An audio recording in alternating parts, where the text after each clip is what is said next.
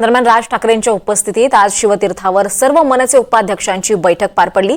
युतीबाबतची भूमिका घ्यायची ती राज ठाकरे घेतील, यावर आता काही बोलू शकत नाही अशी प्रतिक्रिया बैठकीनंतर मनसे नेते बाळा नांदगावकर यांनी दिली आहे। सामनामध्ये आलेला फोटोही पाहिला नसल्याचं नांदगावकर म्हणाले।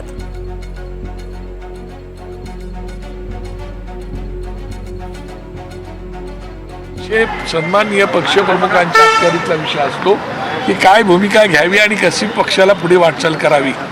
तो पक्षप्रमुखांच्या अखत्यारीत असल्यामुळे त्या विषयावर सध्या स्थितीत मी बोलणं काही उचित नाही।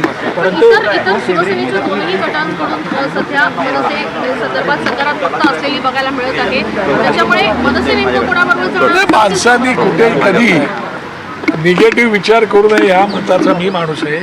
मी नेहमी येस पॉझिटिव्ह विचार करणारा माणूस असल्यामुळे भविष्यामध्ये सुद्धा सगळ्याच गोष्टींचा पॉझिटिव्ह विचार करून जावं लागतं। त्याप्रमाणे आमच्या निवडणुकीने आम्हाला काय फायदा होईल आमच्या पक्षाला, आमच्या कार्यकर्त्यांना, त्या दृष्टिकोनातूनच विचार करावा लागतो।